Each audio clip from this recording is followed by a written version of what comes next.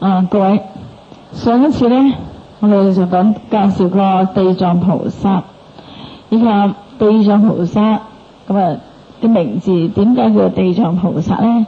介紹咗個經題。因為地藏菩薩本願經呢，就係經嘅全題，本願就係過去因地嘅時候，即係話因中最初發心嘅時候呢，所發嘅願，或者叫做本行。因為有願呢就有行，因中嘅時候發心係修咩行呢？就係要度脫眾生嘅，菩薩都係救度眾生，就係要救度罪苦嘅眾生，苦難嘅眾生啦。所以呢部經呢，就叫做地藏菩薩本願經，或者地藏菩薩本行經。通常呢，比較多人常用嘅呢，就係地藏菩薩本願經，簡稱地藏經啦。地藏經就係講地藏菩薩因中嘅行以及願嘅。咁經呢，通常呢，我哋都知道，凡係佛所講嘅都叫做經，係嘛？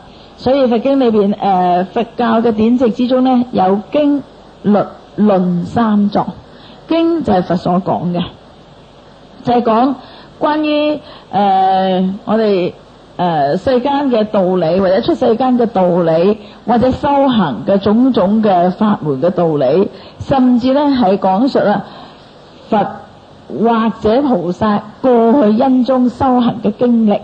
因為憑着佛過去因中修行或者菩薩修行嘅經歷呢，可以俾我哋一種啟示，一種嘅學習。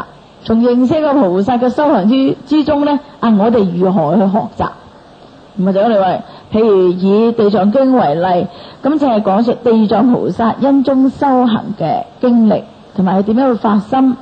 除咗我哋透過地藏經認識地藏菩薩嘅願同埋行之外呢，對地藏菩薩生起咗恭敬心、尊重心，從而呢禮拜供養。但係最主要嘅呢，就係我哋點樣去學習？就唔係話聽咗地藏經、地藏菩薩咁偉大我哋拜多啲地藏菩薩啦，種多啲地藏經啦，係咪啊？喺表面上好似係咁，係啊。但係最重要呢，就係禮拜地藏菩薩、種地藏經呢，睇下我哋點樣生起個慈悲心去學習。其實嗰個重點呢，還係喺自己學習嗰度啊。因為從恭敬地藏菩薩當中呢，我哋有一個功德，起碼你認同佢過去嘅慈悲嘅行願，你先會對佢一個恭敬禮拜，係咪啊？如果唔係話佢咁好心，佢好心佢嘅事啫，關我咩事啊？係咪啊？佢慈悲佢嘅事啫，關我咩事啊？你唔認同，咁聽下就算數啦。起碼你對佢就咁好咁難得係咪有一個恭敬心？然後呢，你先至即係有一個認同啦，你先至話，先至談得上恭敬。有恭敬認同啦，你先至談得上呢學習。即係人哋咁好心發心呢，就係去度嗰啲苦難嘅眾生我哋學唔到，我哋都生起一種即係話精神上嘅支持，或者呢一種歡喜心，係啦。然後呢多少學下啦，咁你先至生起一個學習嘅心。所以最重要呢，就係學習呢一度。最重要呢，就係從呢個地藏經之中呢，我哋明白地藏經所指示嘅道理之中呢，點樣建立一個正確嘅因果觀念。有咗正確嘅因果觀念呢，從而呢我哋就可以有一個正確嘅行啦。行呢，就行為。所謂修行，點樣修改自己，點樣改善自己個行為，令自己改惡向善嘅一個行為。能夠改惡向善呢，就會斷絕咗呢，起碼減少咗地獄嘅因，減少咗呢個機會。將佢減，雖然有時話未必會避免得到，因為眾生容易生煩惱造業嘛。起碼將個機會佢要講嘅機會率咧減到最低。如果我哋建立咗強有力嘅因果觀念深刻啦，能夠深信因果啦，你呢個地獄嘅因，甚至三惡道嘅因呢，就一定可以切除啦。就唔會去做啦，係咪啊？咁你肯定咧就係斷除咗咧地獄嘅恩種。咁呢個咧就係我哋聽地藏經、學習地藏經，或者咧佛為我哋講說地藏菩薩嘅法門咧，嗰個最重要嘅嗰個宗旨就喺呢一度啦。要明因果，要知道改惡向善，斷除咧三惡道嘅因。咁呢個咧係最重要嘅。好啦，因此我哋頭先講咧經就係佛所講嘅，咁當中咧有講述宇宙人生嘅道理、做人嘅道理，亦都有講到菩薩修行嘅法門，點樣去修啊？係咪啊？點樣嗰個修行嘅內容啊？方法內容咁啊，或者講咧佛或者菩薩過去修行嘅事跡。因為佛菩薩過去修行嘅事跡係佢嘅事跡啫，我哋聽咗之後有咩作用啊？有引發起我哋嘅一個恭敬信仰，從而咧學習，想去學習嘅一個心。咁呢個咧可以堅固增長道心，堅固我哋嘅呢個信念同埋修行嘅心，其實都有一定嘅作用嘅。所以唔係話當古仔聽完就算數啦。其實凡係有時聽個古仔啊，你都有啲啟發。有個古仔咧，你都會有一個認同啊。咁何況咧係菩薩修行嘅一個經歷，菩薩修行嘅故事咧。咁所以經咧基本上就係佛所講嘅道理。當然道理之中有深有淺，所以有深有淺咧喺我哋嘅程度容易接納嘅、容易理解嘅，咪叫做淺咯。唔容易理解咪叫做深咯。所以呢個深淺冇一定嘅定論嘅，冇一定嘅定準嘅，即係睇個人嘅程度。我哋時用一個比例，譬如話你個中學嘅課本深咪淺咧，就睇你咩程度啦。中學生嚟講唔深又唔淺，啱啱好，係咪啊？你話深咩，亦都睇得明；你話淺咩，亦都有啲唔明，係啦，啱啱好啊。小學生嚟講咧，哇，深到不得了，係咪？如果你俾中五、中四嘅書去睇，佢都係小學2、3年班，除咗識讀啲字之外，讀一啲常用字之外，就可能好多字都唔識。講唔講得上欣賞一篇嘅文章？講唔講得上理解裏邊所講嘅內容啊？談不上啦。點解？因為4、5年班啊嘛。你攞中四、中五嘅書俾你睇，係咪深到不得了啊？你俾個數學書去睇，佢只係識得數目字，係咪啊？同埋英文字母代表乜嘢咧？唔知啊！嗰個數學題咁啊，嗰啲符號係乜嘢咧？佢唔知㗎。你問你識唔識啊？佢就讀得出喎，因為數目字啫嘛。1至0嘅數目字砌出嚟嘅，咁佢一定識讀啦。但係嗰個成個題目係點，其實係未必理解。哇，好深啦！數目字都可以搞到咁深嘅。小學生嘅數目字係咪好簡單啊？係嘛？加減乘除之外咧，或者加啲複雜嘅加減乘嗰啲分數嘅加減乘除咧，係咪啊？加多少少變化，哇！點解咧啲數學可以搞到咁複雜嘅？搞到都唔識讀嘅。但係中學生嚟講咧，又啱啱好。話淺亦都有深嘅，話深亦都有啲識嘅，深唔深得晒，淺又唔淺得晒。如果淺得晒嘅話，咁你就超呢個程度啦。咁所以如果讀完中學嘅人或者係大學生嚟講咧，翻轉頭睇啲書，哎呀好容易啫，係咪啊？所以如果你讀完小學嘅人，對係中學生，你睇小學嘅書好容易啫，咁你都唔識，但係唔記得咗自己讀嘅時候真係唔識㗎喎，係咪啊？所以翻轉頭睇細佬啊妹啊話咁容易，咁你都唔識，咁真係蠢啊，係咪啊？你事實上自己都蠢過，蠢嘅時候唔知喎。咁點解？其實唔係蠢，唔係蠢與聰明嘅問題，而係咩程度的問題。所以經裏邊咧有深，亦都有淺。所以人哋話，佛經裏邊好深噶，有冇講錯咧？又冇講錯，但係又唔啱得晒，因為有心亦都有錢。咁第二個經究竟深嘅錢咧？我諗又唔深又唔太淺，係咪啊？有啲咧可能咧，一啲神通啊，一啲有多少內容咧，我哋未到呢個程度理解唔到，但係聽唔難聽得明，係咪啊？唔難聽得明，乜嘢都有錢嘅，咁起碼你聽得明就叫佢錢嘅。但係做唔做得到啊？又深啲，做唔到，係咪啊？叫你試下做啊，可能又覺得深啲，但係聽得唔明就起碼唔係太深咯，係咪啊？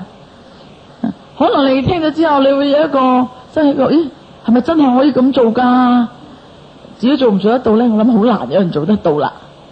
聽得唔明，起碼唔太深，但係做唔做得到啊？自己有一個疑惑，呢一方面係深咗啲啦，就深咗啲。點解啊？未試過。你真係做起上嚟做唔到，或者你做得到，但係做唔到咁深嘅程度，係咪？咁所以咧，地藏經對我哋嚟講咧，又唔太深，又唔太淺。不過雖然話好多做唔到都好啦，聽下亦都無妨，理解下亦都無妨。咁所以喺佛經裏邊咧，有一個咁樣嘅故事，有一個人咧，佢行路咧，行下咧，就突然間咧就會肚餓。肚餓嘅時候，應該要乜嘢啊？搵嘢食，係咪啊？咁於是咧，佢搵嘢食啊！咁你見到咧，人哋賣餅，賣燒餅，我食燒餅啦。即係唔理燒餅又好，煎餅又好，總之就係餅啦，唔食。因為我餓得好緊要啦，一個唔飽，於是咧食第二個。第二個唔飽，食幾個啊？第三個都唔飽，你食唔食啊？食唔食啊？你話啦，第三個都唔飽嘅，你食唔食啊？食第四個，係咪啊？第四個唔飽，食唔食啊？都要食啊，係咪啊？如果你又中意食嘅話，更加要食啦，唔飽至啱啦，食第五個。第五個都唔飽咧，食唔食第六個啊？食唔食第六個啊？梗係要食啦，唔飽啊嘛。咁啊，第六個都未飽喎，食唔食第七個啊？哇，咁大食嘅，咁有啲人好大食嘅。你有冇叫人哋咧食嘢食到一棟碗啦？做戲先有，係咪啊？但係現實都有嘅。有啲人咧去大陸咧，咁有啲嘢又平啦，又幾好食啦嚇。我試過有一個人話，佢食豬腸粉一碟唔知可能唔係太大碟啦，食咗一棟碗喎。我話哇，好似做戲先有嘅喎，原來真人都有嘅，係咪啊？真都有嘅。咁所以一隻餅食一個餅唔夠，你至會食第二個，第二個唔夠喺度食，一路食到第七個，第七個飽啦，因為第六個唔飽，先繼續食。食一半咧，開始飽啦，摸下個肚，食完咁飽都要食埋嗰半隻啊，係咪啊？食埋，食完之後咧，其實佢哋好後悔，諗下真係蠢啊！即係唔識揀餅啊，你跟第七個咪好咯，係咪啊？如果你諗下自己真係蠢啊，真係由買餅咧由頭買到嚟，咁食一個，如果我一揀就揀中呢一個。揀中呢一個咧，另外我食半個已經開始飽啦，食埋嗰半個咧就飽都冇咁飽啦，所以佢就好後悔，覺得自己蠢，自己笨，應該咧一揀咧就揀中第七個，就唔使嘥咗嗰六個錢，唔使買七個，係咪？食咗第七個你幾蠢咧？所以佢就好後悔，身笨。咁我哋聽到係咪好笑啊？點解咧？嗰人身笨，其實係自己笨。事實上如果你唔食前面嗰六個，你嗰第七個一樣變咗都係第一個啊嘛，一樣唔飽嘅。點解第七個會飽咧？食第七個嘅時候食咗半個開始飽啦，再飽咧都食埋嗰部就非常之飽啦。皆因咧有六個佔咗底啦嘛，係咪啊？有個肚好空嘅，食一個裏邊有個胃有咗啲嘢啦，食兩個有咗啲啦，三個有啲啦，四個有啲，去到咁多，七個飽啦。六個仲有位，仲未覺得飽，食第7個食得半飽啦，再食埋嗰半個，唉，好飽啊！食第8個唔食啦，係咪啊？唔需要食得飽啦。喂，嗱呢個人咧好傻，你一聽到話唉真係傻，邊有咁嘅人啊？事實上有嘅噃，可能你都係咁嘅人啊！你話我冇咁白痴，可能係有。點解咧有啲人喺度聽經，有啲人喺度聽經咧，就話哎呀，我成日聽經唔明嘅。呢個法師講我明啊，點解咧？其實以前都有聽過嘛。咁以前聽嘅時候咧就好陌生啊，入唔到腦啊。其實聽下，即係好似唔係幾明，不過亦都聽啦，嚟咗啦咪聽咯。唉，第二次又係咁，都唔係咁明㗎，嚟咗都聽啦，係咪啊？咁啊，中途離場啊唔好，咁啊有時又聽下，咁啊斷斷續續咁聽到啊，聽下有一次突然間咧，第3次、第4次，咦呢個人講我明啊，呢個人講我明啊，點解咧？佢講得好嘛？可能的確佢講得好，或者你啱咗你，因為佢講得比較淺啊。但係一個原因，亦都可能有一個原因咧。你因為嗰啲名詞咧聽熟咗啦，聽熟咗咧，你又好似好熟悉喎。我都聽過嘅，以前第一次聽呢個咩嚟㗎？係咪啊？哎呀，四大係乜嘢嚟㗎？或者無我係乜嘢嚟㗎？你聽到第5次、第6次嘅時候，即係可能未必日日聽啦未必係第5日。但係之後你聽到幾次嘅時候咧，一樣講無我，你一樣都唔係幾明；一樣講四大，你都唔係咁明。但係咧，你又覺得好熟喎。聽慣咗，你問啦，喂，你聽咁無我係咩？唔知㗎。不過咧就我諗我明啩，但係唔知㗎。但係因為聽熟咗咯，唔明都覺得自己明啊。聽慣咗啦嘛，漸漸你就覺得唔係咁難聽喎，所以唔係咁難聽，唔係咁難懂喎，係咪啊？就好似咧，其實咧之前已經食咗你嘢飽，咁你唔覺意執啲落嚟咧，哎呀我都唔明嘅，不過又聽過下，哎呀我都唔明嘅，聽過下，咁啊事實上咧，你後來停咗一輪，再繼續再去聽嘅時候咧，又好似好熟咁嘅，即係有一種熟悉感。有熟悉感嘅時候咧，就有一種親切感，你就唔會抗拒咯。唔明，其實都唔係太明嘅，但係覺得咧好啲啦，係啊？點解覺得有一種親切感啊嘛？有啲親切感嘅時候唔明，你都覺得好啲嘅。嗰個道理都係咁啦。何況咧，有咗之前嘅幾次基礎咧，就好似我哋之前食嘅餅唔飽嘅。點解你個肚真係太空啊嘛？而家一啲嘢都冇嘛，咁食咗擠咗幾嚿餅落去咯，再食第7、食咗第5個、第6個嘅時候，其實已經開始飽㗎啦。不過你唔覺，再食第7個嘅時候咧，真係最咁飽到上心口啦。嗰陣時你發覺飽啦，食多咗啦嘛，係啊，咁其實都係一樣。咁有時修行亦都係一樣，聽經都係一樣。最初聽好似冇乜明喎，聽下又好似唔係咁難明啫，係嘛？咁所以嗱，一節經咧又冇所謂深淺嘅，最緊要咧我哋容易理解咧，覺得喺生活上都理解得到嘅，你就覺得佢唔太深。有冇咁嘅經啊？其實有好多都有，因為經咧就係佛對眾生當時嘅人，係對人類而講嘅。咁如果話人類都唔明嘅嘢，呢個經就冇一個流傳嘅價值啦，亦都冇流傳嘅必要啦。所以一定有我哋啱聽嘅經。所謂啱聽咧，就係我哋生活上可以理解得到，可以體會得到，亦都用得着。咁呢個咧就係適合我哋嘅經啦。好啦。因為經咧就係佛所講嘅道理咁當然咧喺頭先我哋講咧，佛教嘅典籍當中咧可以分為3大類，經仲有律以及論。律咧就係咩咧？戒律。戒律咧亦都係佛所講、佛所制定嘅。呢個咧係我哋行為嘅一個準則。有戒律就係行為嘅準則。咁呢個就唔單止講個道理咁簡單啦，即係講一個行為嘅準則，你應該點做？你唔應該做嘅係乜嘢，你應該做嘅係乜嘢個行為嘅。例如我哋最熟悉嘅譬如五戒，就係5條咧做人嘅準則啦，所以道德行為嘅準則。仲有咧就係論啦，論係乜嘢咧？就係解釋經義嘅解釋經義嘅一啲著作啦。呢個咧就係可能後來嘅菩薩所寫嘅，因為經義有時唔容易理解，唔係比較深啲啦。我哋就係用一啲文字將佢咧就係加以解釋，加以發揮出嚟，令我哋咧比較容易明白。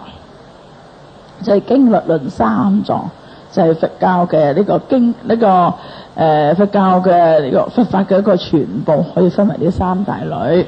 咁而家地藏經係咩？係屬於經，係佛所講嘅一種道理。咁呢個道理之中咧，係講因果嘅道理，主要就係透過講地藏菩薩因中嘅行願，所立嘅志願，度眾生嘅願，同埋修菩薩行嗰個點樣去度脫罪苦眾生嘅種種嘅修行嗰個經歷啦。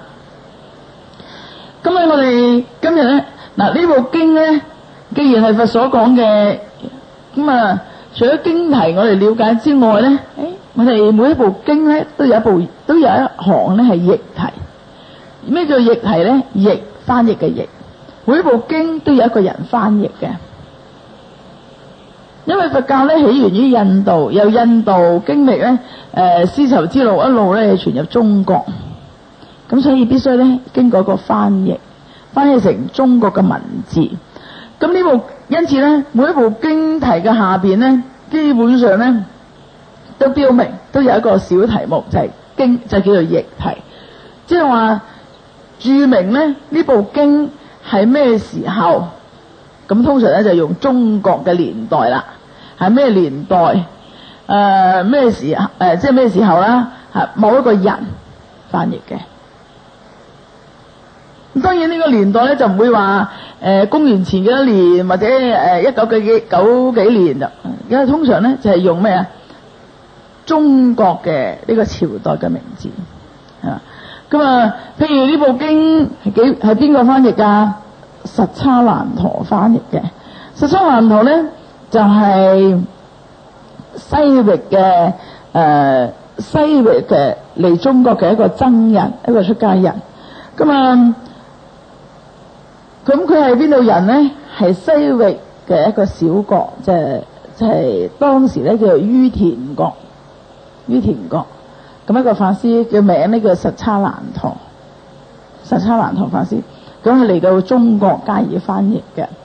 咁呢個法師咧，我哋稱佢為咧三藏法師，就係話佢精通咧對佛法咧係非常之熟悉，非常之通達，所以話係精通三藏，精通咧經律論三藏嘅道理咧，佢都能夠通達，而且咧精於研究，精而且通達，而且博大精深。佢都能夠通達嘅，咁所以咧稱為咧三藏法師。咁呢個法師係咩時代嘅人咧？係唐朝，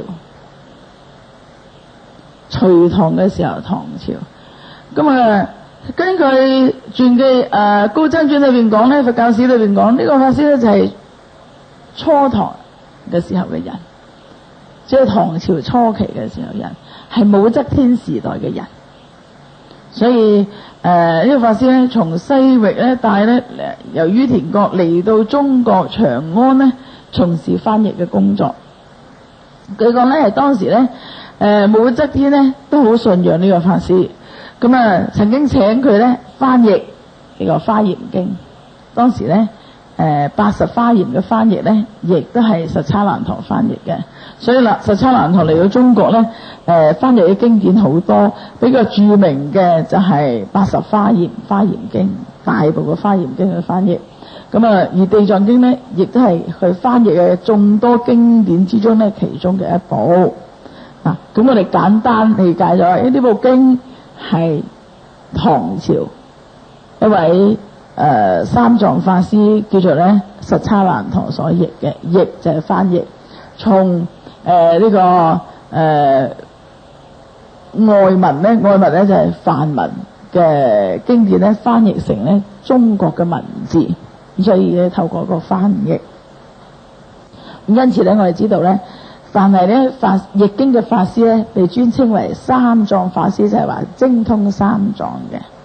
因此咧，呢個法師咧亦都可以叫佢做唐三藏法師。但係通常講唐三藏咧，我哋就會諗到玄奘法師係唐三藏法師。事實上，唐三藏咧係唐朝嘅三藏法師，唔止一個嘅。只不過咧，玄奘法師咧就比較出名。透過個《西遊記》嘅神話故事咧，神話小說咧，就好似咧唐三藏就好似變咗一個個人嘅名稱啦。事實上咧，唐係唐朝嘅三藏法師咁呢個係一個尊稱，即係表明嗰個身份唔係一般泛之輩，唔係一般嘅人，而呢個咧係一個法師，係精通三藏經典嘅一個法師。咩時代啊？唐就係指佢出生嘅時代。時代係咩時候咧？就係唐朝嘅時候，一位三藏法師。所以玄奘法師咧，佢亦都係喺唐朝嘅時候，亦都係精通三藏，所以應該咧，佢做嚟講應該係唐三藏玄奘法師，係嘛？但係而家翻譯地藏經嘅係邊個咧？唐三藏咩法師咧？實叉難陀所譯啦。咁所以呢部就係講明咧，因為一般嘅經典咧，經題之下都有一個短嘅題目，就係講明即係注明咧邊個翻譯嘅。咁證明呢部經咧有譯嘅年代，有譯嘅人，有負責執筆譯嘅人。咁地藏經咧就係實叉難陀所譯嘅啦。咁呢一部地藏經一共有幾多品啊？呢有13品，係咪啊？分為咧上中下三卷，13，每一卷就係有唔同嘅品，係咪啊？譬如話上卷係幾多品啊？4品。中卷咪4品咧？5品，啱嘅。所以中卷稍微長啲。咁最後一卷第3卷幾多品啊？都係4品，係咪啊？3、4、12，但係中間嗰品咧就長咗啲，中間嗰卷咧就多咗一品，13品咯，最容易記噶啦，係咪啊？咁所以點解叫做一卷一卷咧？因為以前咧嗰個印刷同埋啲經卷咧就唔同而家釘裝一本書，以前咧就係用一啲比較進步嘅時候咧，紙唔係咁未曾咁流通嘅時候咧，咁咧就用卷啦。卷係咩？嗱，最初係用冊，係咪？但係都係捲起嚟嘅，嗰啲竹簡啊咁寫。但係後來咧進步啦，就用絲綢啊、絹白啊之類。而家咧啲絲綢絹白攞嚟做衫啦，但係以前都可以攞嚟寫字。咁因此咧寫字咧就要捲埋，咁所以太大卷就唔得噶嘛，成匹布咁長點睇咧，係咪啊？咁所以咧中間就要，即係等於有時咧一部書咁大本啊，你都要分開上中下三冊，有時唔止添。哇，咁大本，等佢薄啲容易攞啦，係咪啊？睇嘅時候方便啲咧，可能咧咁厚嘅書將佢分為1、2、3、4、5、6、7、8、10冊都得，係啊。咁所以而家咧出版嘅書咧，新嘅書嚟講，你可以話1冊、2冊、3冊、4冊，至到10冊都得，或者咧你可以分為6本嘅，咪叫6冊咯。第1冊、第2冊，係嘛？去到第6冊最後一本啦。咁以前咧就用卷咯，1卷2卷。咁所以有上中下3卷。咁當然有啲經咧，甚至有100卷嘅都有。100卷嘅，甚至有啲係60卷啊、40卷啊，或者80卷嘅，嗰啲比較大部頭嘅經咧，卷數就多啦，大部啦嘛。正如譬如好似摩耶經咧600卷，咁你而家印出嚟咧都好多部㗎喎，咁厚嘅都幾廿部喎，係咪？咁所以佢係嗰個字數多，自然嘅卷數咧就多啦。好啦，咁啊一品一品點解又會分開咧？嗱，卷嘅原因咧，其實咧就冇話規定4品啊或者5品啊，只不過當時咧捲出嚟就將佢分為3冊啦，即係而家3冊。咁當然就係均勻咗佢啦。均勻之中咧，當然亦都有啲相差長短相差唔太多嘅，咁所以咪有4品、5品、4品咯。好啦，咁呢個咧就係嗰個卷嘅意思啦。咁點解要分為品咧？品咧即係每一品有一個小題目，有一個主題，咁啊容易咧我哋去理解。所以後嚟譯經嘅人咧，將佢咧加插啲小題目，即係分為一品，即係同一類嘅，或者係講某某類嘅事情嘅，咁啊將佢咧加插一個小題目，咁啊將咧係講呢一樣嘢嘅，講呢一件事嘅，成為一品。所以每一品有一個即係等於咧一個主題，帶出咧嗰一段啊所講嘅嗰個主題係乜嘢。嗱，例如第一品叫做乜嘢？忉利天宮神通品，就講佛咧係忉利天說法嘅時候，先示現種種嘅神通。所以咧由呢度帶起嗰個話題啊，帶起個話題。咁啊，例如去到某一品咧，就叫做咩啊？較量布施功德品，就講布施嘅功德嘅。點解有啲布施就係有一生兩生生生受福，有啲係十世受福報咧？點解又唔同嘅？同樣是布施，點解有啲福報咁大？有啲咧即係一生兩生咧，就即係嗰果報就咁少，係咪啊？呢10世都仲有果報嘅，同樣係布施啫，點解又唔同咧？係咪一個比較啊？係比較。咁所以有人咧就向佛請問出呢個問題啊，點解同樣是布施，有啲一生兩生受福，有啲10世都受福報嘅報，即係話嗰個即係而家嚟講嗰個回報率咁高嘅，係咪啊？即係話有啲咧嗰個回相比之下，你話一生兩生受福都算好啊，但係咧比較之後10世受福嗰啲話，咁點解咧？大家都係布施。咁啊，點解有啲咧咁大嘅福報？有啲咧嗰啲功德咁大，有啲功德又好似稍微少一啲，點解咧？咁咪有一個原因。但係最初個話題開始咧，就係講布施嘅，布施嘅功德啊，做一個比較，即係有你話應唔應該比較？唔係話比唔比較啦，點解會有啲多有啲少？一個比較啦，較量咧就幾比較。咁所以咧。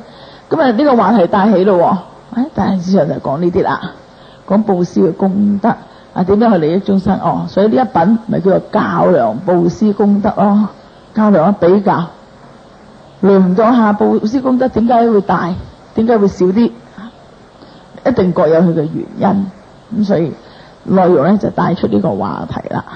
咁因此每一品咧，基本上嗰個品題就係一個主題，可能每一個品題裏邊咧，就唔止咧，只係講呢一樣，仲有講第二樣。係不過咧，最初帶起呢個話題嘅，呢個或者咧比較突出呢個話題嘅，咁呢個題目出嚟嘅，大家就連帶落去咧，就帶出即係一個主題出嚟啦。嗰一品裏邊咧所講嘅主題。咁所以如果唔係咧，地藏經咁長咁啊，好多個重點嘅喎，咁一段一段嘅重點唔同，比起一個小題目咧，呢個小題目咧係後來咧結集經嘅人咧所加插落去嘅，因為大家容易咧去理解啦。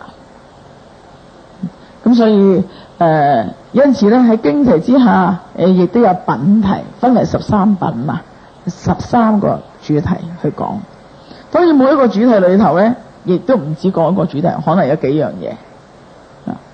好啦，咁我哋咧今日開始咧就係亦都可以簡略咧依住每一個品題嚟到咧介紹一下每一品佢嘅重要嘅內容喺邊一度。當然我哋上一堂咧都講過，我哋好難咧，因為地藏經你話佢長唔係太長，但係短亦都唔算太短喎，係咪啊？每一品講一堂咧，每一個星期講一品咧，咁啊都要13個星期，當然一品講唔晒，係咪？一品起碼咧即係要有2-3講嘅時間，所以2-3講嘅時間嚟講咧，其實咧都不能詳盡去講，咁但係我哋只能夠咧一介，即係以品題每一品嚟到去介紹咧，嗰個重點將佢介紹出嚟，嗰個重點將佢介紹出嚟。咁當然嗰啲比較微細嘅每一個字眼、每一個名詞、每一個佛教嘅專有名詞點去解釋啊，咁我哋咧就唔會花太多時間去逐個詞句去解釋佢啦。但係大概咧，我哋起碼知道知道嗰個大概嘅意義喺邊度咧。咁啊專有嘅名相啊，嗰啲詞句啊，大家有時睇其他嘅書可能會容易理解到，係嘛？咁起碼我哋大概有一個概括嘅認識之後，你以後讀地藏經咧，就容易投入一啲咯。就起碼，哎呀，我都聽過啊，大概係咁樣，係咪啊？當然有啲好微細嘅，或者有啲可能未必講得咁清楚嘅，咁唔緊要，但係起碼大致上叫做咧知道一啲啦，係咪？好啦，咁我哋今日咧就先介紹第一品。第一品呢叫咩品啊？忉利天宮神通品第一品。所以點解叫第一咧？第一就係個排行咧，即係先係講呢一品。呢一品咧亦都係講出咧地藏經講說嘅因由。點解因咩事講說呢個地藏經咧？所以開始嘅時候咧就有講到，佢點解要講說地藏經咧？佛講說地藏經喺咩地方講咧？其實同其他嘅經典咧有些少唔同嘅，因為佛講其他嘅經典，譬如阿彌陀經又好，甚至咧講法華經又好，講金剛經又好，都係咩？喺印度喺人間講，喺人間喺印度嗰個地方咩地方啊？譬如話講金剛經啦，或者係阿彌陀經啦，喺祇樹給孤獨園講，有個地方嘅，而家你要去都去得到嘅。雖然個名唔同啦，係咪？以前叫做咩名？而家可能唔同啦，係咪？但係咧，有冇呢個地方？有。祇樹給孤獨園講，當時咧有一個地，喺地理環境嚟講係一個地方，喺祇樹給孤獨園。咁啊喺舍衛國咧，咁啊佛所在經常說法嘅佛國居住嘅一個地方就係祇樹給孤獨園祇園精舍。佛咧喺呢個恒河南岸咧說法嘅一個根據地。咁啊譬如講法華經咧喺邊度啊？喺靈鷲山講，喺靈山，通常講法喺靈山說法啊，就係靈鷲山。其實靈山咧就係靈鷲山嗰個簡稱。咁中國人咧就哎呀唔好講嗰度咁翹口啦，靈山啦，係嘛？咁其實靈山咧係靈鷲山嗰個簡稱。咁如果你而家去印度咧，可能都好多人去印度嘅時候都會參觀靈鷲山。靈鷲山係一個山峰，一個山頭，佛經常喺度說法嘅地方有嘅喎。但係佛咧講地藏經喺邊度講啊？嗱，佛講嘅經咧大多數咧喺民間講，喺世間，我哋呢個世界係當時印度嘅一個地區講嘅區域度講。但係佛講地藏經咧有啲唔同啦。喺邊度講啊？喺忉利天講，喺天上講噃。點解要講忉利天係講地藏經喺忉利天講咧？有一個原因，因為佛出世之後，摩耶夫人咧就喺生咗太子之後，誕生咗太子7日之後咧就死咗啦。即係佛嘅母親咧。咁啊喺太子出世7日之後咧死咗，釋神咧就係投生到忉利天，生到忉利天。咁啊所以咧佛咧係由邊個撫養而成人嘅咧？除咗淨飯王之外咧，就係經常照顧太子嘅就係佢嘅姨母，亦都咧係佢嘅母親，就係呢個波舍波提夫人。點解咧？因為印度嘅人咧就有一個習俗，印度古時候咧亦都係多妻制。中國人咧就話三妻四妾，嗱印度都係嘅，都係。雖然未必同中國一樣三妻四妾，可能咧幾多個都冇定數，但係咧喺佢哋嚟講，喺當時嘅社會嚟講都合法嘅。咁唔單止係咁，同時咧喺印度咧亦都流行咧，就係姊妹咧就係同嫁一個丈夫。點解？因為覺得佢好啊嘛，個父嗱。印度古時候咧都係父母作主，然之後如果婚姻咧由父母做主。如果父母覺得呢個男仔好咯，咁啊佢有3個女咯，咪費事揀咁多，3個都嫁埋過去啦，係咪啊？3個都到咧可以嫁嘅年齡咯，嫁過去咯。印度嘅人都早婚，甚至咧今年嫁2個，2年之後嗰個又大咯，第3個女又大啦，再嫁埋過去，唔使揀啦。點解咧？覺得佢最好啦。最後呢個男仔咧最有為啦，嫁過去咯。咁所以好多時咧2姊妹啊，或者2、3姊妹啊，同時嫁去一個丈夫，咁啊的確又簡單喎，係咪啊？咁尤其是印度嘅人咧，嗰個嫁妝係多到不得了，係咪啊？如果你一次過嫁2個女咧，就慳翻好多。哇！如果分開嫁咧，真係嫁窮晒啊！所以印度嘅人咧就好怕女多嘅，真係嫁一次女咧，即係窮好耐嘅。如果唔係太有錢嘅話，係啦。咁但係娶咧，你娶老婆又唔使窮好耐嘅喎。點解啊？收嫁妝啊！咁啊，但係嫁女都要俾嫁妝啊嘛。咁所以咧，印度嘅人咧，如果冇乜錢嘅人咧，真係名副其實咧，生個女咧就係蝕本又蝕本啊！即係負債咧，成世爭人錢咧，都係因為生得女多，係啦。咁啊，好啦，講翻咧正題啦。咁啊，因為佢母親咧死咗之後，咁啊出世冇幾耐就死咗母親。咁啊，摩耶夫人咧神色咧就忉利天。咁啊，佛咧講地藏經嘅時候咧，其實喺佛將要入滅嘅時候。換句話講咧，佢80歲入滅，佛咧就喺佢晚年嘅時候，將近要入滅嘅時候，去諗下，咁啊對父親嚟講咧，亦都算盡咗孝啦。對佢嘅姨母咧，佢嘅姨母亦即係等於咧佢嘅母親。因為摩耶夫人咧，亦都係2姊妹同樣嫁過去俾淨飯王，你覺得亦都算係盡咗孝啦。咁啊。但係咧，唯獨咧摩耶夫人咧，雖然生到忉利天，係啦，生到天上咧享受天福啊，唔係喺三惡道之中受苦啊，享受天福，但係仍舊喺輪迴之中，咁覺得咧都應該盡一點孝心，所以喺佛入滅之前咧，就係覺得應該咧要去報答父母嘅恩啊，父親信主算係盡咗孝，但係咧剩翻母親亦都應該要盡孝，所以佢決定咧就係要到忉利天咧為佢母親說法。因此咧佛說地藏經咧就係忉利天講嘅，所以佛咧嗰陣時就離開咗呢個迦毗羅離開咗呢個祇樹給孤獨園，咁啊到天上咧為母親說法。佢講咧即係去咗3個月，喺我哋嘅時間嚟講咧，當時咧就去咗3個月，就去為母親說法，喺忉利天說法。咁主要咧係為母親說法啦，當然就唔係淨係個對象，唔係淨係對住佢媽媽講。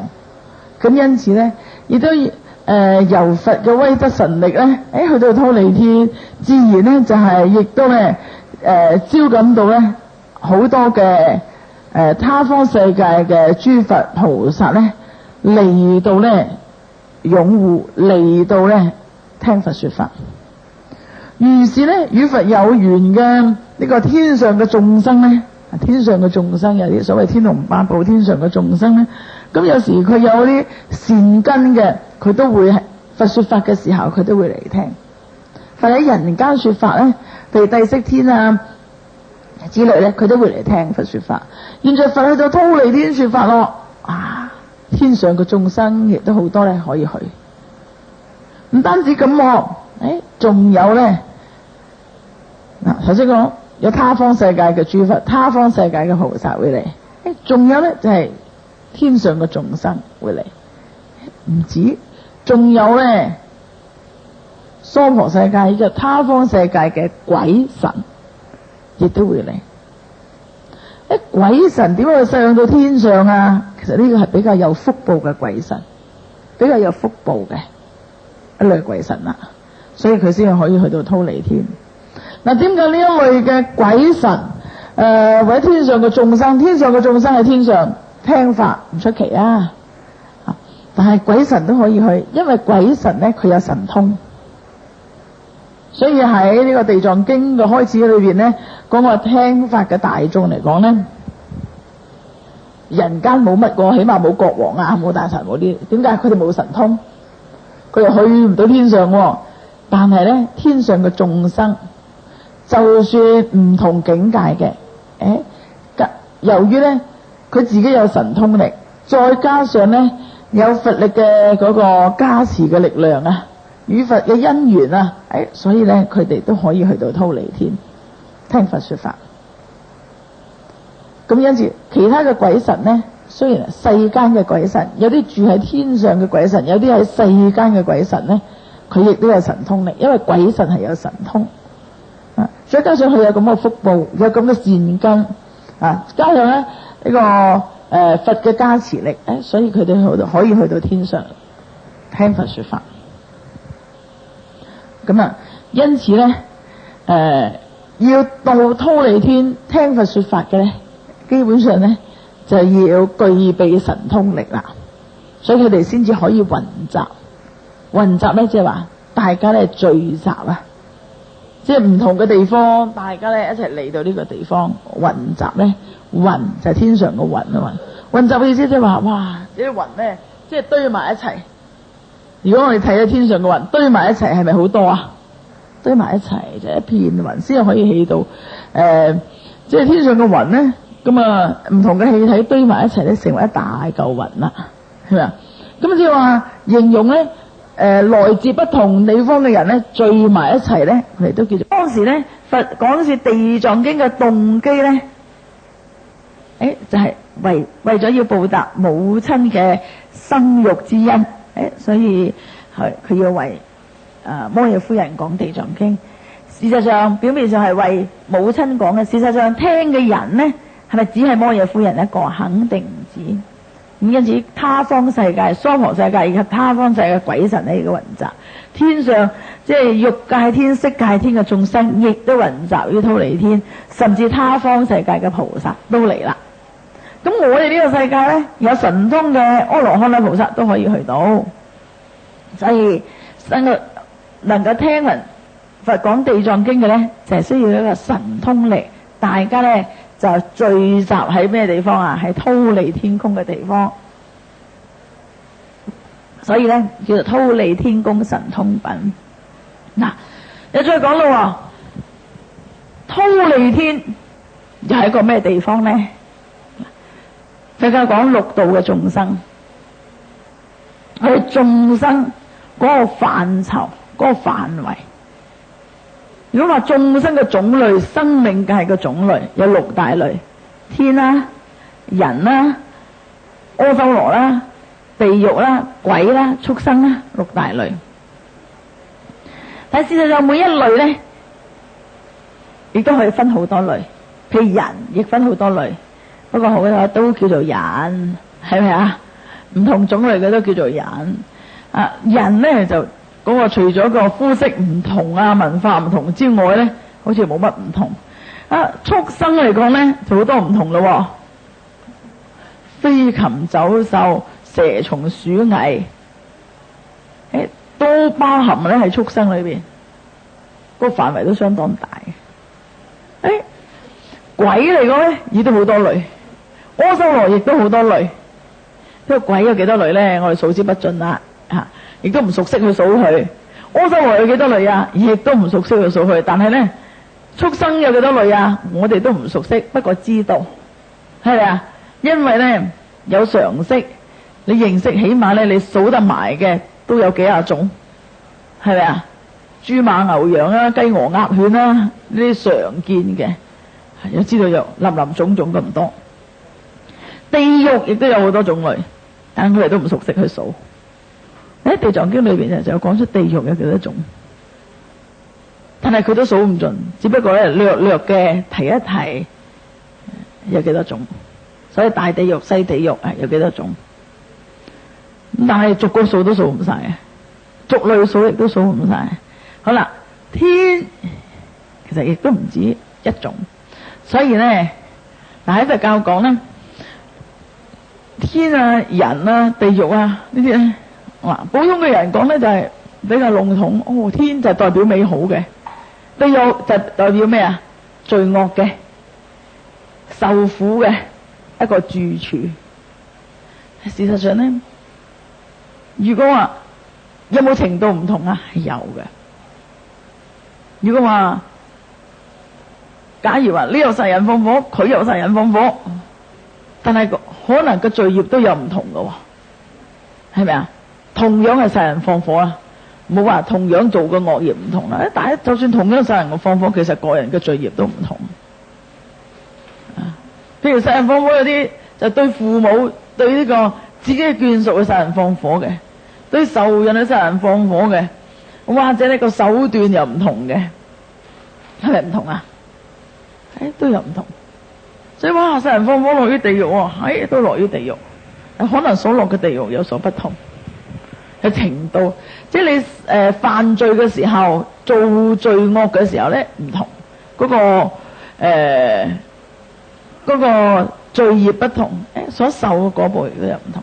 同樣嘅生天都係，如果話你行善又生天，我行善又生天，佢行善又生天，喂，但係行善就生天，一句講晒。但事實上有冇唔同啊？有唔同嘅，有唔同嘅。有啲人話喂，如果我哋信佛嘅人改惡向善，如果我哋做世間嘅善嘅話，做得善多，如果未出輪迴，你都可以升天，係咪啊？係。如果你唔信佛，你做善可唔可以升天啊？都可以。因此咧，有人就話啦，既然係咁，信佛唔信佛啊，冇乜唔同喎。嗱，你信佛你做善又升天，你唔信佛你做善一樣升天噶。好啦，你信佛你做惡，你落唔落地獄咧？落唔落啊？係啊。咁你唔信佛做惡又落地獄喎，咁有咩唔同啊？諗冇乜唔同，呢個信佛都冇乜着數，係咪啊？如果你話我信佛啦，係咪話信咗佛？我殺咗人，輕啲嘅，落地獄都唔使落咁深，係咪咧？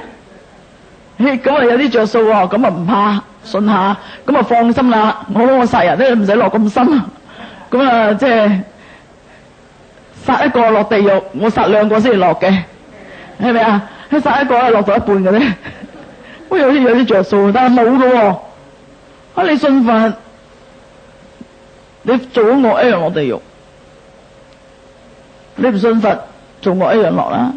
做善又係一樣，咁有咩着數咧？當然，其實咧，信佛咧就唔係講着唔着數啊，但係有冇唔同咧？其實有唔同，有，肯定有唔同。嗱，做善嚟講咧，你話完全唔信佛嘅人，不知佛是什麼。但係咧，佢咧一樣行善，即係唔做惡嘅話咧，佢都可以咧做人，死咗之後都可以做人，都係升天。信佛嘅，除非你出輪迴，如果唔出輪迴咧，我一樣信佛。譬如話，我都冇諗到要出輪迴噃，我就係只係收人天福報咧，一樣都係做人或者升天，都係。但係有唔同，嗰個最大嘅唔同咧，就係一個有善根，一個冇善根。點解佢有善根咧？譬如話，假如一個唔信佛嘅人，嗱，世間好多完全唔信佛，唔知道佛係乜嘢嘅，咁你做咗善，你就係善啊嘛。你唔能夠話你唔做善，你一於落地獄，邊個叫你唔信佛啊？唔可以咁樣，係咪啊？所以佢都可以升天。但係所唔同嘅咧，佢冇善根，佢唔可以成佛，佢唔可以成佛。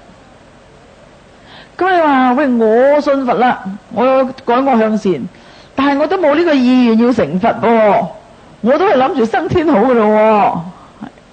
係啊，你冇呢個意願要成佛，呢個係暫時你冇呢個意願成佛，但係咧你已經種下一個成佛嘅種子。冇意願成佛咧，你唔會成佛，但係你種下呢個成佛嘅種子咧，就有機會咧再值遇佛法，再值遇佛法。譬如一個咧，你話我完全都唔知佛係乜嘢嘅，或者我唔信佛嘅，係個生天咁啊。如果再做業而流轉生死嘅時候咧，就係完全係流轉生死啦。只有咧，佢就值遇佛法嘅機會比較微。咁啊，而能夠咧既然冇呢個善根啊，你能夠值遇佛法嘅機會微，咁能夠咧即係喺呢個生死之中、沉迷之中咧醒悟過嚟嘅機會少咗啦，係咪啊？機會少咗啦。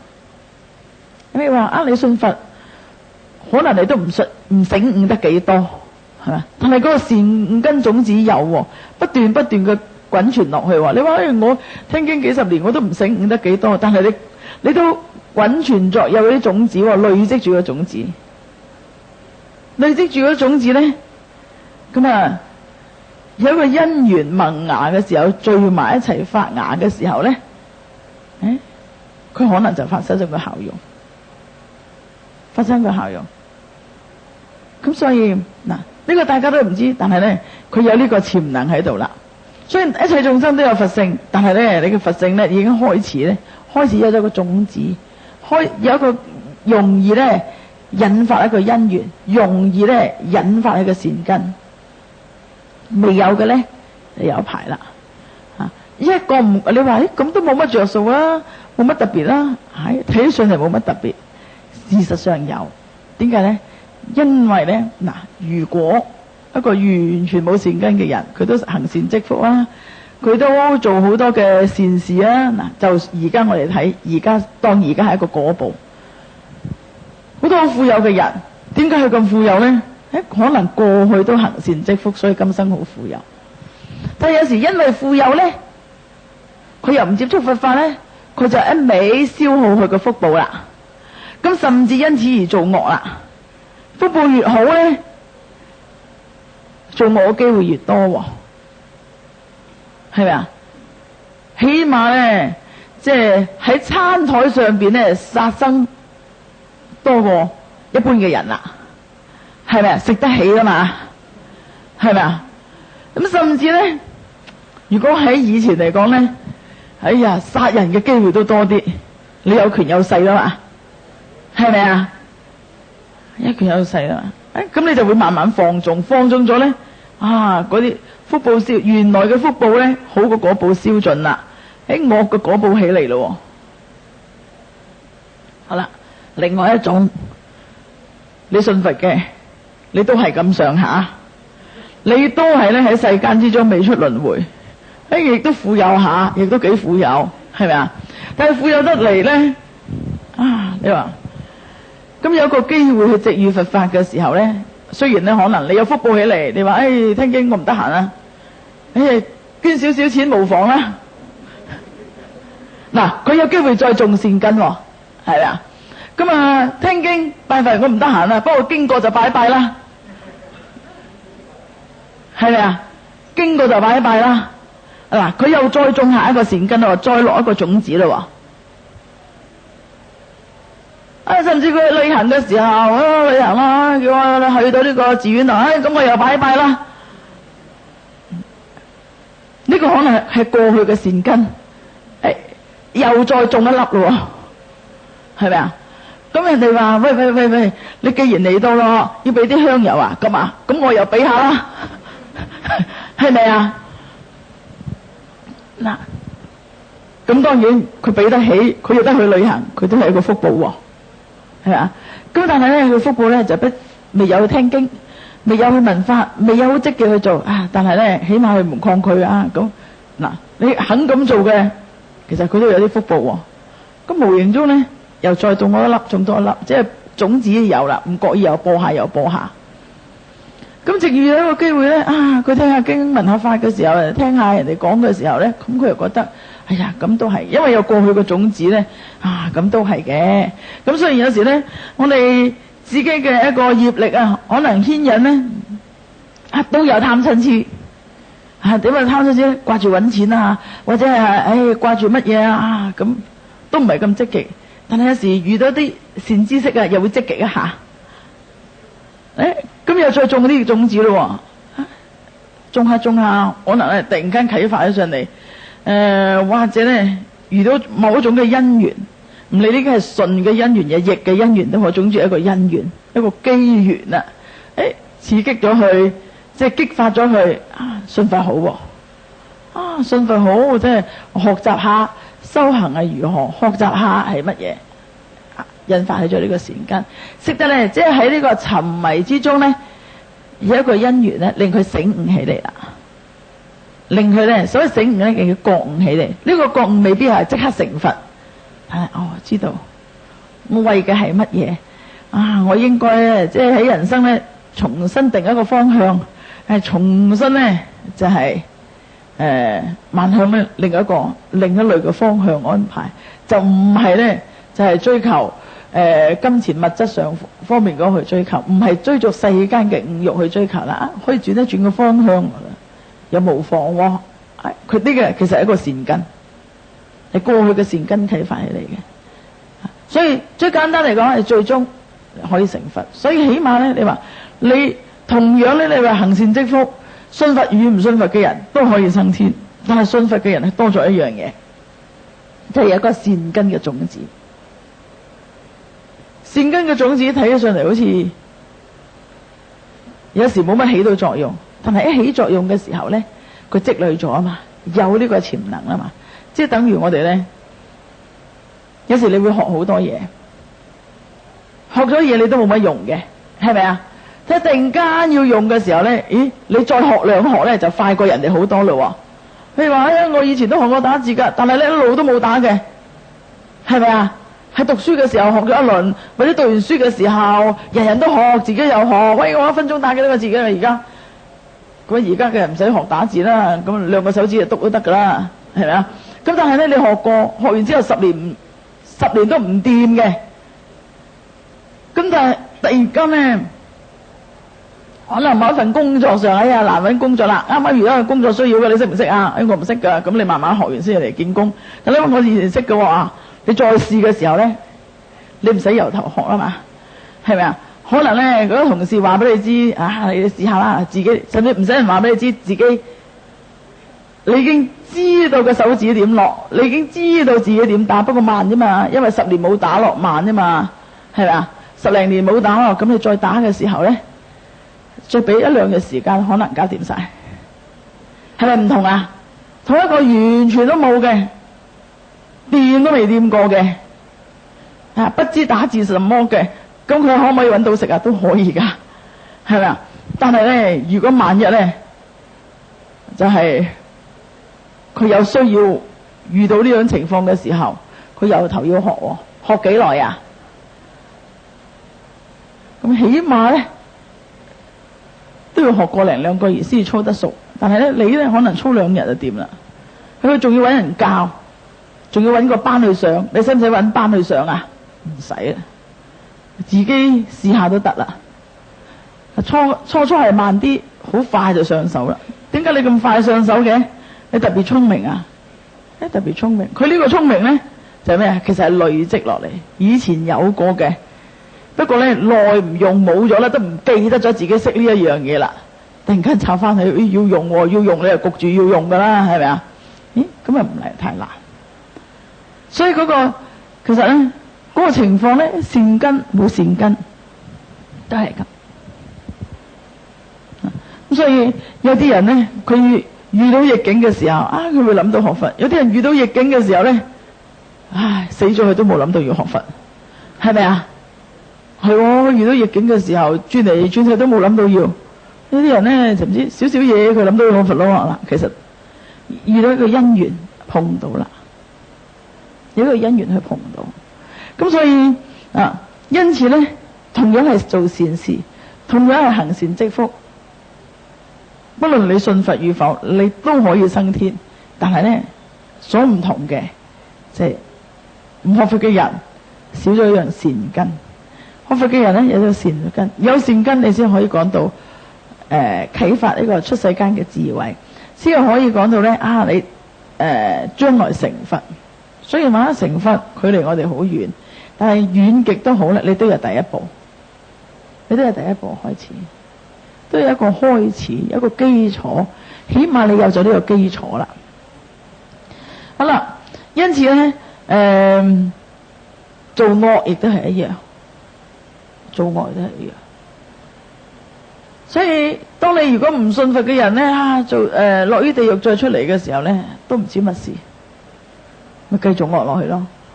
咁啊，你話我有咗善根嘅人咧，做咗惡，雖然落地獄，但係出嚟有機會碰到，有機會再值遇佛法嘅時候咧，啟發喺自己，就係一個即係有一個啟發喺自己咧向善嘅心，容易生起上嚟啦。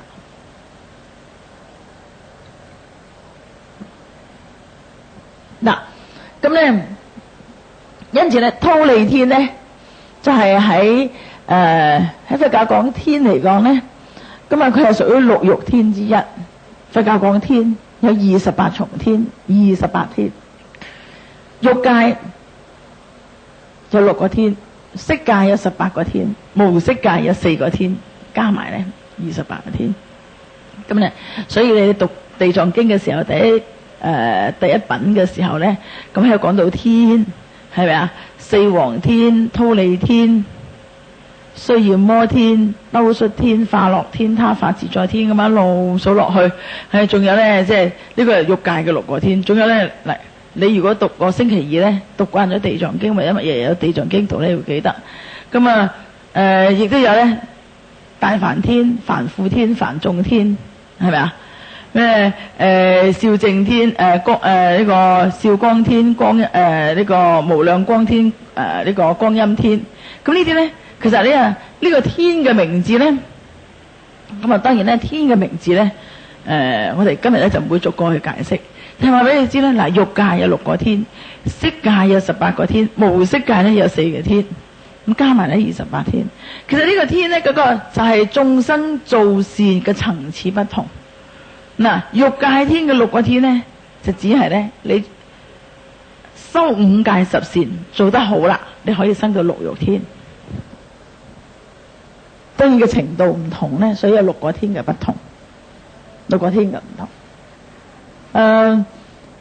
色界天咧有18個天咧，就比較高層次一啲啦，比起欲界天係高層次一啲。簡單嚟講，欲界天咧就係點解叫欲界天咧？欲界天嘅6個天咧嘅眾生咧，都係有男女嘅情欲嘅。色界天咧就冇啊，無色界天咧更加係清淨啦。因此咧，欲界天咧，你只要咧修5戒十善，你就可以升欲界天。當然嘅善嘅程度各有唔同，所以咧由低至高嚟講咧，四王天啦，忉利天啦，忉利天咧係第2層，就係我哋呢個忉利天宮神通品嘅忉利天。咁跟住咧就係有須焰摩天、呢個兜率天一路上去。咁啊，色界天咧就係除咗你修5戒十善之外，仲要修禪定，有啲禪定力，有定力嘅。所以色界咧亦都稱為4禪天，有禪定力嘅人先可以升到。無色界咧嘅禪定咧又更加深厚一啲，嘅禪定力。咁啊比較，因此咧如果我哋剛才講嘅行善積福嘅人，但係唔知道修行嘅咧，其實佢只能夠修到6欲天之中，6欲天裏邊要有禪定力咧，佢先可以修到，先至上到呢個色界嘅天。咁啊，或者係無色界嘅天。咁但係呢個咧都係凡夫眾生嘅範疇，都喺六道輪迴之中啊！呢6道輪迴之中嘅。咁現在講嘅忉利天咧，亦都有一個名稱咧，亦都有時都可以翻譯為咧33天。忉利天可以翻譯為33天。33天咧，唔係話嗰個天嘅層數好似一層層樓咁樣33層喎，唔係。而係講咧33天，點解叫做33天咧？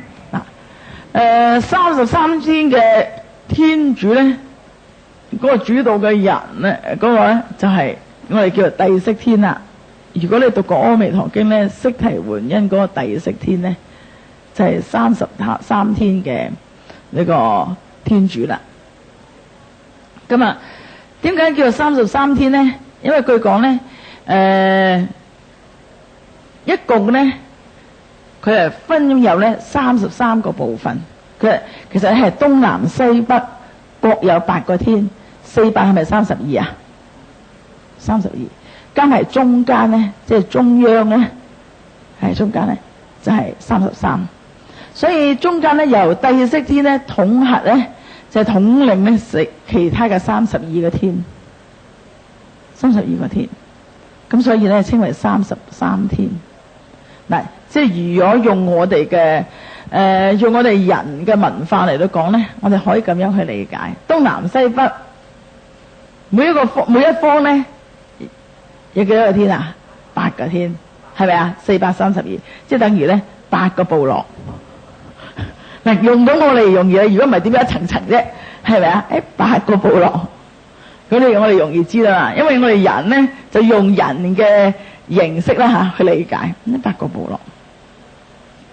每一個部落咧大同小異，點解？大家都係天嘅範圍，即係大家都係人啊嘛，係啊。咁啊，即係。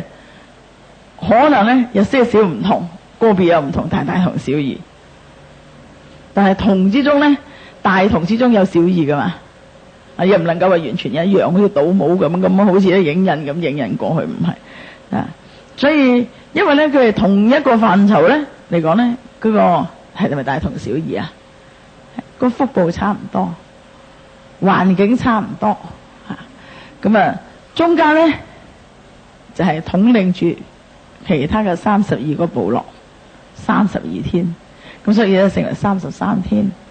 咁啊，而摩耶夫人咧，當時咧就係死咗之後咧就生到忉利天，但係互相咧都係有交往嘅，互相咧可以通達嘅。咁咧我哋咧講到呢一度咧，亦都可以順便講下，好多時咧我哋就講，世間之中咧。我哋中國咧民間嘅傳說咧就話，有一個玉皇大帝，係咪啊？就係喺天上至高噶啦，最高層噶啦。甚至咧，你話喺上帝之中嘅天主最高層噶啦。其實喺世間之中最高嘅層嘅，就係呢個忉利天。超越咗忉利天之後咧，就比較高層次噶啦，比較高層次嘅。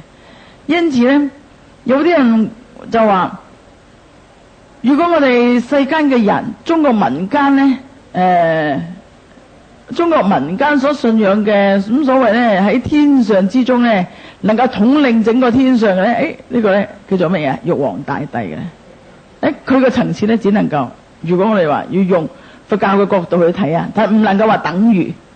唔能夠話帝釋天即係玉皇大帝，只能夠話，佢最高嘅層次喺世間之中最高嘅層次，喺天上最高嘅層次咧，只能夠去到呢個層次，肯定只能夠去到呢個層次。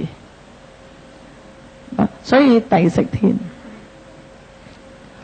咁當帝釋天咧喺佛經裏邊亦都有講啦，帝釋天咧其實佢都信佛，佢常時咧都嚟到咧。因為佢有神通，佢常時咧佛說法嘅時候，常時都嚟聽佛說法，時時咧都聽喺嚟到人間咧聽佛說法，所以佢成為咧佛教嘅一個護法神。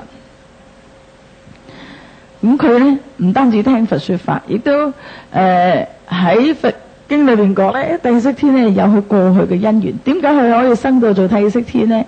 佢講有佢嘅因緣，就話。過去即係過去就好耐無量劫之前，好多劫之前，劫咧就係一個時間，只好長嘅時間，好耐之前。佢話當時咧就喺個世界裏邊，佢話喺當時咧有一間嘅破廟啊。咁破廟咧，其實每一個朝代、每個地方，甚至每一個世界可能都會有。點解？因為世界每一樣事物都有成住壞空，係嘛？有興衰嘅時候。有一次咧，佢有一個即係有一個村裏邊有一間破廟，喺即係郊外之中有一間冇咩人到嘅，只係啲路人經過到嘅一個破廟。咁破廟咧裏頭，當然咧都有破嘅佛像、破嘅菩薩像，即係破爛嘅菩薩像。咁啊有一次咧，就有幾個村婦，即係一啲村裏邊嘅女人啦嚇，咁啊經過，咁啊行下行下，走去嗰度避下太陽、避下雨啊，經常就係喺嗰度經過喺度咧，就係即係路經之中喺度唞下。有一日咧，大家就有一個感慨，其中有一個人咧就感嘆起上嚟，哎呀！呢啲菩薩本來幾好幾莊嚴嗰啲佛像，不過破落咗啦。破落咗咧，大家行過只係咧攞嚟咧做一個歇腳嘅地方，係咪啊？就覺得好可惜。於是咧就覺得好可惜。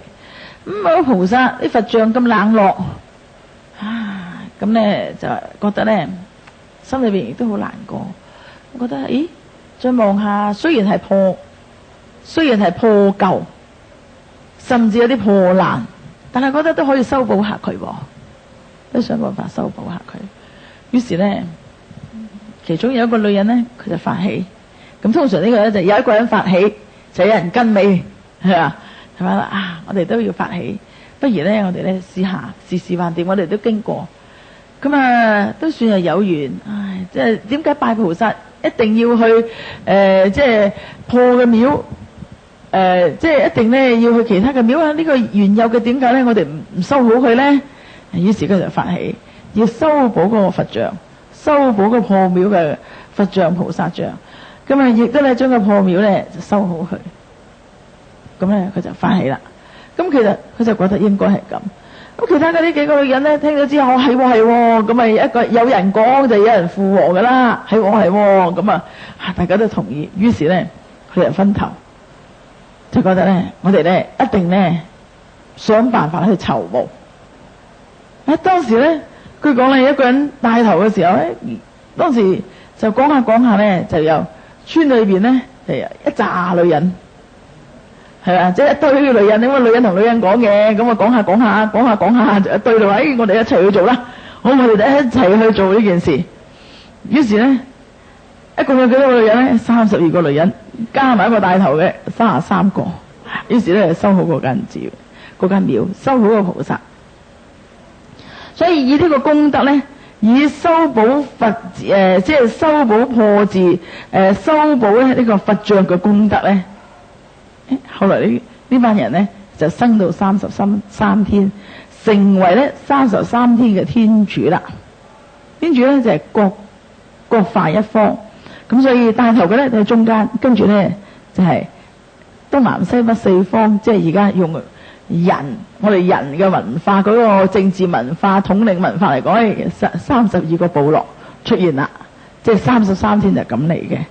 因為喂，咁好舊好耐之前咯，咁啊會唔會輪迴啊呢班人？係，但係咧天上嘅眾生，天上嘅壽命好長，天上嘅壽命好長。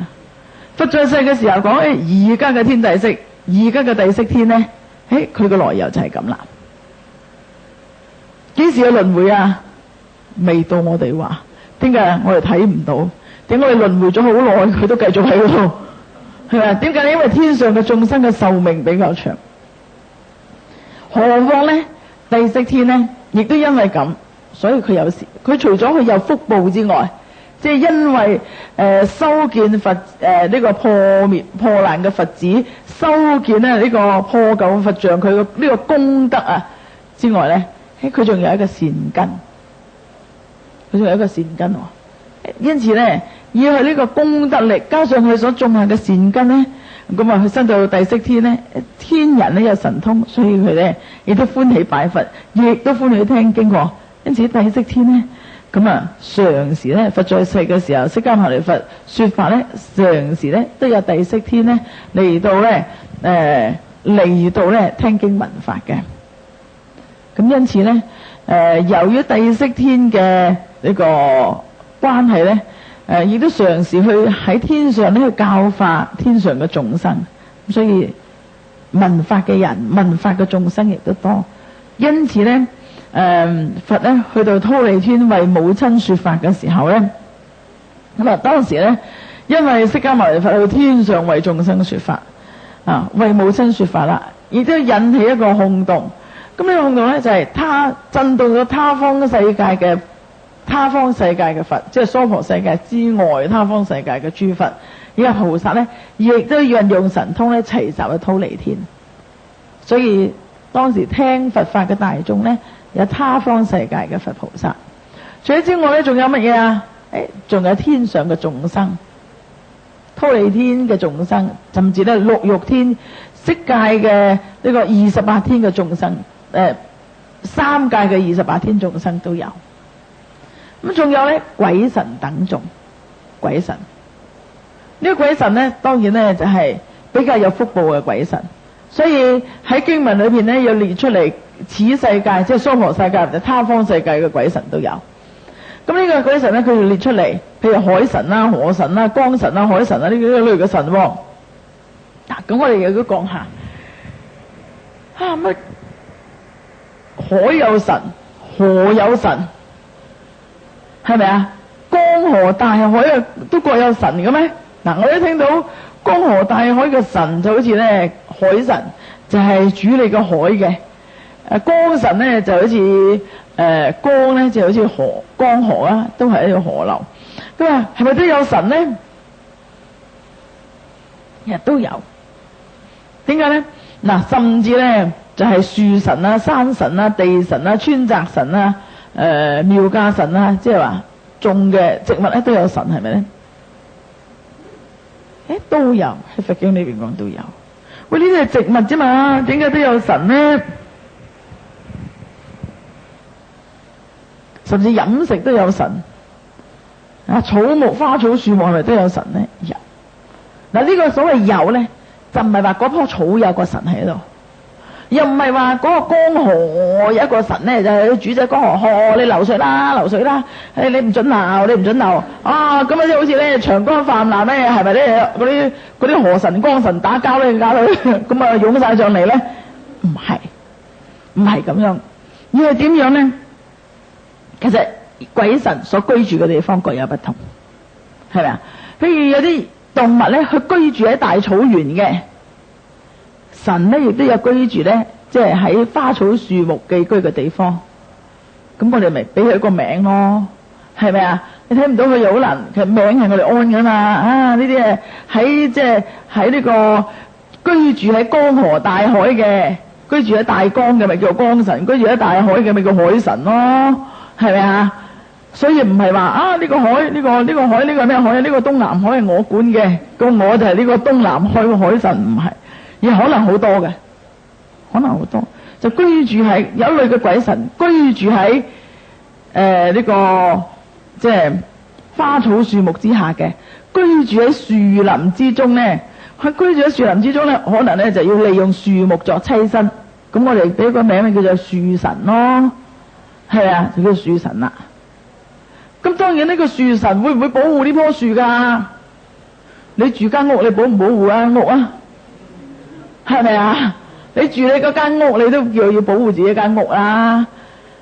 如果佢當然啦，你有力量先保護自己間屋，你嘅力量唔夠嘅時候，你都保護唔到自己間屋噶，係咪啊？不如落雨啦，你識唔識閂窗啊？地震啦，你保唔保得住啊？係保唔住噶啦，咁你都無能為力。所以樹神都係一樣，小嘅嘢佢能力做到，佢都保護自己間屋嘅。真係大件事嚟啦，佢都有佢嘅業報，係咪？正如我哋住間屋，我哋都想保護自己間屋。落雨啦，你任佢撇雨咩？你咪寫閂窗啊？咁呢個你保唔保得住啊？保得住。漏水你保唔保得住啊？你都可以保得住，係咪啊？地震啊，撞架飛機入嚟，你保唔保得住啊？保唔住，係咪啊？保唔住，所以嗰啲樹神都好啦。你話佢一定保得住咩？有時保得住，有時都保唔住。睇呢個力量就睇下佢遇到嘅係乜嘢啦。所以咁喺樹林之中嘅居住嗰啲鬼神咧，咪叫做我哋俾咗個名，呢啲叫樹神啊。樹神，咁所以樹神咧就咁啊，佢自然咧就要棲身喺樹，甚至咧住喺咧花草樹木之間嘅。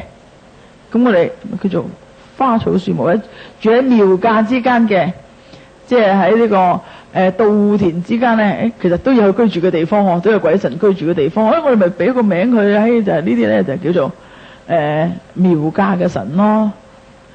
咁自然咧，佢都要保護嗰樣嘢㗎，好自然。但係咧，如果人嘅業力、眾生嘅業力咧，有時亦都保唔住，亦都有。咁所以因此咧，呢個海神、河神啊，或者山神、地神啊，呢啲佢保唔保護地、保唔保護山咧？保護，就好似我哋居住嘅地方，我哋都要保護我哋居住。你要保護你間屋，你要保護你嘅附近，係咪啊？你都要保護。但係咧，係咪一定保得住咧？亦都要睇你嘅業力，唔單止睇自己嘅業力，亦都要睇眾生嘅共業。喺眾生嘅共業不同。咁所以你話如果話江河泛濫啊、決堤啊，係咪嗰啲河神打交咧、水神打交咧？未必係喎，佢業力唔同啊嘛。係咪去嬲起上嚟咧，放啲水嚟到沖走晒啲嘢咧？亦都未必係，係咪啊？咁所以咧嗱，因此咧，你嗰個神、嗰個鬼神，我哋點樣睇？經裏邊咧有好多時咧就地藏經啊，或者有時大悲咒啊裏邊咧，大悲懺裏邊都有講到海神、光神、河神、樹神、山神、地神，種種呢個神啊。所以我哋，但係呢種咧就唔係話好似一般嘅民間嗰種迷信啊，覺得啊咩神就要管乜嘢？呢個咩神管咩嘢？呢個管唔係話佢有一個生殺大權嘅管，而係咧自然。頭先我講河神，佢都要保護佢個河，係啊。咁啊，即係山神，佢都要保護佢個山。點解？佢嘅家園喺嗰度啊嘛。即係如果隻雀仔，佢都要保護佢佢就捉咗個窩喺一個雀巢喺嗰棵樹嗰度，佢都要保護。不過保護唔到咯，俾你哋斬咗落嚟啦，佢都冇計噶，佢咪第二度捉過咯。佢都要保護噶。咁啊，所以因此咧，我哋要明白咧，呢個所謂喺佛經裏邊所講嘅乜神乜神嘅呢個來源就同咧以前嘅一種民間話點解會有咁啊？點解會有咁啊？所以咧就有唔同嘅神啦。咁同民間嗰個講法咧係有啲出入噶。所以呢啲方便咧介紹嘅時候、講述嘅時候知道呢啲鬼神係住喺邊度，其實以佢嘅居住嘅地方，即係佢嘅環境咁當然佢比較有福報嘅就住喺呢啲海神、光神或者係道苗之間、苗家之間，比較有福報啦。呢有福報嘅，咁所以呢啲亦都有神通喎，佢都有神通，佢可以去到忉利天聽佛法啦。咁除咗之外咧，仲有咧鬼王。既然叫做鬼王咧，就係比較有力量嘅鬼啦。比較有力量嘅鬼咧，就係乜嘢？亦都可以講咧，比較上有福報嘅，比較有福報嘅鬼。咁同剛才嗰啲所謂光神、河神有啲唔同喎。相比之下，佢又差啲。相比之下，咁係有啲唔同嘅。點解業力唔同？因為佢都係六道眾生之一嘅業力唔同。嗱，如果你睇過，如果你記得《地藏經》裏邊講咧，我哋仲有咧他方國土嘅同埋修學世界嘅諸大鬼王，咁舉出啲鬼王嘅名啦。嗱，鬼王嘅名咧，亦都方便我哋認識，所以咧，佢形容出嚟嘅。咁所以喺經文裏邊講有所謂惡目鬼王啦、淡血鬼王、淡精氣鬼王，就係講個鬼嘅形式，鬼嘅生活形式，或者鬼嘅即係所謂鬼樣。惡目鬼王好惡嘅咯，燈眉大眼嘅咪惡目咯，係咪啊？咁啊，即係見到咧，你都要驚一驚嘅咁。咁佢自然咧，佢係咪真係惡咧？未必係咁惡，但係好自然咧，你見到嘅咧就係惡嘅樣，肯定咧唔會慈和嘅樣，唔係一個慈悲樣。佢好心係一件事，但係就係咁惡噶啦，即係等於你老虎，你見到佢就張牙舞爪噶啦，但係可能佢做老虎冇乜膽噶喎，係咪啊？老虎有冇膽小噶？但係因為我哋唔熟悉嘅話，你見到佢張牙舞爪，你點知佢有冇膽啊？起碼你驚咗佢先。你事實上有冇膽嘅老虎啊？係咪啊？所以有啲老虎咧，係啊嗱，有啲老虎有時我哋以前咧去一啲比較偏僻嘅地方，有樹林嘅地方，佢話夜晚有時都老虎走出嚟，但係夜晚亦都有車路行車，佢見到嗰個車佢就走啊。點解？起碼佢唔熟悉車嘛，見槓嘅車，或者撳一下看聲，嚇都嚇死佢，唔知乜聲，個老虎掉頭走，因為老虎冇乜膽噶，但係佢個樣咧就張牙舞爪，咁因為佢個爪又利，搲你都不得了，佢嘅力咧天生嘅力係大過你，搲你，俾佢腳踩住你，你都不得了，係咪啊？事實上佢未必好大膽噶，即係等於惡目鬼王咧，哇，好惡啊，好惡死噶，係咪一隻惡咧？